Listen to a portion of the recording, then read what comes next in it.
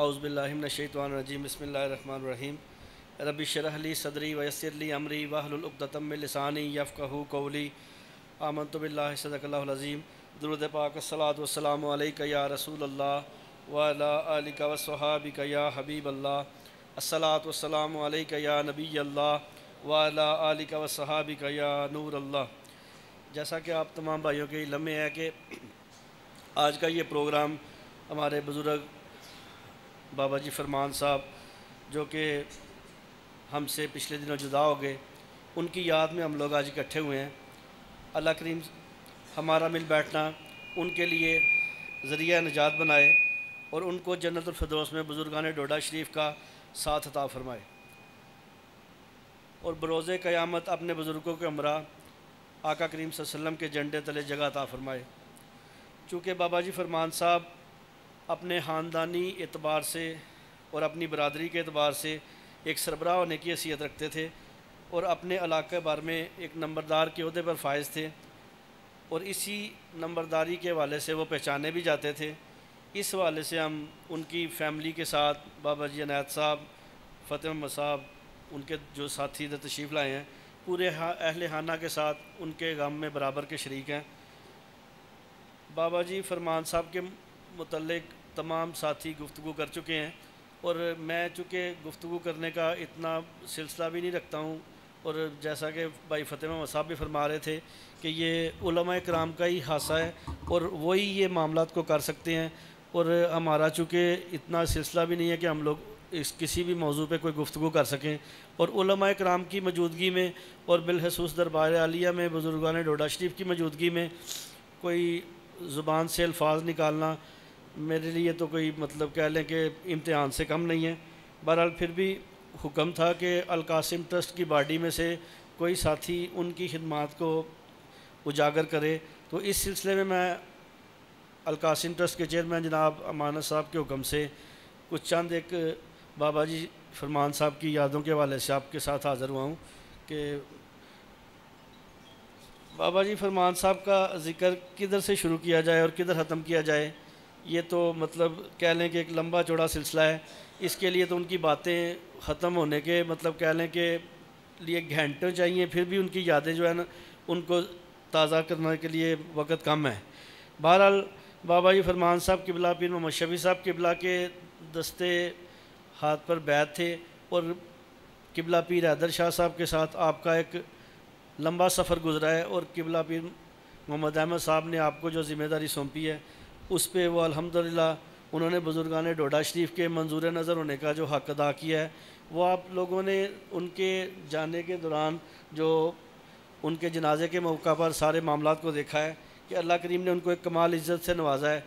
دنیا تو ساری جاتی ہے، آپ کو بھی پتہ ہی ہے، لیکن یہ ہے کہ ان کے جانے کا جو رنگ تھا، جو ہمارے دارالعلوم کے بچے اور اساتذہ اور اس طرح بچیوں کے حوالے سے معاملات تھے، وہ کسی بھی خراج عقیدت پیش کرنے سے کم نہیں ہے۔ بہرحال یہ تو اس وقت آپ لوگ دیکھ رہے ہیں کہ بہت آسانی کے معاملات ہیں۔ میں تھوڑا سا پیچھے اگر چلا جاؤں، آج سے کوئی 8-9 سال پیچھے چلا جاؤں، تو کافی مشکل کے وہ لمحات تھے جب قبلہ پیر محمد احمد صاحب ہم سے جدا ہوئے ہیں۔ میں چونکہ تھوڑا سا جذباتی آدمی ہوں اور جلدی اپنی کہہ لیں کہ طبیعت سے باہر ہو جاتا ہوں، اور ان معاملوں میں آ کے میں نے کافی دفعہ دیکھا ہے کہ قبلہ بابا جی فرمان صاحب کی جو ہمارے ساتھ وابستگی تھی، وہ صاحبزادہ صاحب قبلہ نے جو ان کی ایک سوچ تھی کہ اس بندے کو ادھر فٹ کیا جائے، میں سمجھتا ہوں کہ جب کبھی بھی میں نے اپنا کہہ لیں کہ ہمت ہاری ہے ان معاملات میں، یا امانت صاحب کبھی ڈس ہارٹ ہوئے ہیں، تو بابا جی فرمان صاحب نے پوری سپورٹ، مطلب میں اکثر یہ منہ سے نکل جایا کرتا تھا کہ مطلب بابا جی دھکے خان جو کہ 79 رہ گئے ہیں، لیکن ان لمحات میں بابا جی فرمان صاحب نے جو ساتھ دیا ہے الفاظ کے ذریعے، ہماری پشت پہ ہاتھ رکھ کے مجھے اکثر فرمایا کرتے تھے کہ میری گال سن، میرے خیال نال ہزاراں نہیں لکھاں کروڑاں مرید ہون گے دربار شریف دے، تے یار تسی 5-6 بندے جڑے ہو انہاں نوں نامزد کیتا ہے تے انہاں نے کوئی سمجھ کے کیتا ہے نا، تے اے جڑے الفاظ انہوں نے سن نا، اے مطلب ان الفاظ کو اگر میں مطلب سوچوں تو وہ ایک بہت بڑی ہمت اور بہت بڑی ایک تھپکی تھی جو وہ دیا کرتے تھے، اور انسان دوبارہ وہ معاملات کو چلانے کے لیے ایک دفعہ پھر تیار ہو جاتا تھا کہ میں نے اس کام کو چھوڑنا نہیں ہے، اس کام کو میں نے آخری دم تک کرنا ہے۔ اور اکثر وہ مطلب چیئرمین صاحب کو یہ فرمایا کرتے تھے،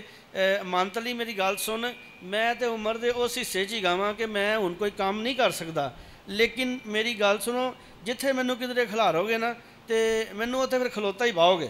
مطلب کہ اے نہیں ہون لگا کہ پیچھے تسی دیکھو تے فرمان والی نظر نہ آوے۔ تو ان کا یہ کہہ دینا ہی سمجھ لیں کہ پوری ایک فیملی تھی، پورا ایک کنبہ تھا جو پیچھے کھڑا تھا، اور انشاءاللہ امید تو ہے کہ ساتھی پوری شفقت فرمائیں گے، اسی طرح معاملات کو چلائیں گے۔ لیکن جو بابا جی قبلہ کی یادیں ہیں یا جو بابا جی قبلہ کا سلسلہ تھا اس کو کبھی بلایا نہیں جا سکتا۔ شروع میں آپ کو پتہ ہے کہ بہت مشکلات رہی ہیں، چند ایک مطلب جو میرے ذہن میں ابھی بھی وہ باتیں گھوم رہی ہیں کہ وہ مطلب معاملات تھے کوئی تھانوں کے، کچہریوں کے یا کوئی عدالتوں کے۔ تو یقین مانیے کہ میں نے اس بندے کو ایسا دیکھا ہے کہ میرا کوئی اتنا لمبا چوڑا صاحبزادہ صاحب قبلہ سے پہلے کوئی تعلق نہیں تھا، ان کے کہہ لیں کہ آخری لمحات میں یا ان کی وجہ سے ہی ان کے ساتھ سلسلہ بنا ہے۔ میرے حال میں وہ میرے والد صاحب کو بھی نہیں جانتے تھے، نہ میری فیملی کو جانتے تھے، نہ آج تک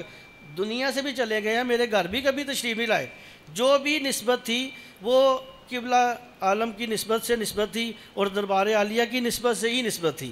تو یقین مانیے کہ ان سردی کے ان لمحات میں، اور وہ جو ٹائم تھا کہ میں نے سیالکوٹ سے آنا یا مانا صاحب نے ٹانڈے سے جانا، تو میں آج بھی اپنی نظروں میں انہیں کچہری چوک میں ہوکا پکڑے ہوئے کھڑا دیکھ کے میری نظروں میں وہ ساری چیزیں آ رہی ہیں۔ کس بات کو بیان کیا جائے۔ القاسم ٹرسٹ جو آج الحمدللہ دربار عالیہ میں یہ بچے اور اساتذہ کرام دین متین کے جو معاملات چل رہے ہیں، القاسم ٹرسٹ کی جڑوں میں جن لوگوں کا پانی دینے والا معاملہ تھا یہ وہ لوگ تھے۔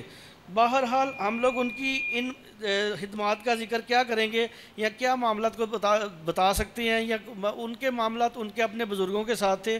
وہ الحمدللہ ان کو احسن طریقے کے ساتھ نبھا کے، اور اکثر یہ کہا کرتے تھے، کہتے ہیں پیر صاحب اکثر گال کر دینا تے وہ مطلب ان کی بڑی ایک سادی طبیعت تھی، فرماندے نے پیر صاحب کہنے سے نا رنگا رنگ سہیلیاں تے رنگا رنگ کڑے، مانتلی میری گال سنے رنگا رنگ ہے ہی کڑے ہی گئے نے تے دعا کرو کہ اب پڑھیا دا توڑ چڑھ جائے۔ تو الحمدللہ میرے حال میں اللہ کریم کی ذات نے ان کو ایک شرف عطا فرمایا ہے کہ اپنی زندگی میں آخری دم تک وہ بزرگان ڈوڈا شریف کے قدموں میں رہے ہیں۔ نہیں تو آپ نے بڑے بڑے لوگوں کو دیکھا ہے، جیسے علماء کرام ذکر کر رہے تھے کہ بڑے بڑے لوگ آئے ہیں اور بڑے بڑے چلے گئے ہیں، لیکن ادھر آ کے کھڑے ہونا، کھڑے ہو کے پھر اس پہ ثابت قدم رہنا، یہ بزرگان ڈوڈا شریف کی خاص ایک نگاہ ہے جس سلسلے میں وہ بندے کو داخل کریں، اور ان کی نگاہ شفقت سے ہی انسان ادھر کھڑا ہو سکتا ہے۔ میں نے تو اکثر سنا ہے کہ صاحب عرس جو ہوتا ہے، اگر کسی بزرگ کا دربار عالیہ پہ عرس شریف منعقد کیا جائے، علماء کرام اکثر فرماتے ہیں کہ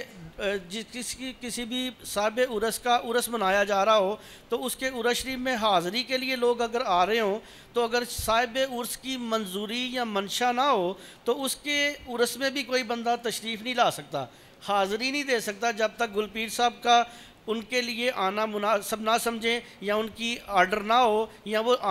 بندے کو بلانا نہ چاہتے ہوں، تو وہ ان کے عرس پہ بھی کوئی بندہ حاضری نہیں دے سکتا۔ تو یہ بات تو ہے حاضری کی، اور اگر باڈی بنانے کی بات ہو اور اس میں ممبران کو چننے کی بات ہو، ہم لوگ تو جب کبھی اپنی طرف دیکھتے ہیں تو لرز جاتے ہیں کہ انہوں نے ہمیں اس قابل سمجھا۔ بہرحال اللہ کریم سے دعا ہے کہ قبلہ بابا جی صاحب کی جس طرح القاسم ٹرسٹ کے ساتھ آخری دم تک وابستگی رہی ہے اور بزرگان ڈوڈا شریف کی جو نسبتیں ان کے ساتھ رہی ہیں، وہ اللہ کریم ہمارے بھی شامل حال فرمائے، اور ہم لوگوں کو جو ذمہ داریاں بخشی گئی ہیں ہم لوگ بھی اینڈ تک ان کو نبھاتے ہوئے چلے جائیں۔ آخر میں آپ لوگوں کو ایک دفعہ پھر شکریہ ادا کرتا ہوں، اور دوران گفتگو اگر کوئی مجھ سے کوئی غلطی ہو گئی ہو یا میں کوئی الفاظ ٹھیک نہ بول پایا ہوں، آپ لوگوں کی خدمت میں اور اللہ کریم کی بارگاہ میں معافی کا طلبگار ہوں۔ جزاکم اللہ و احسن اللہ۔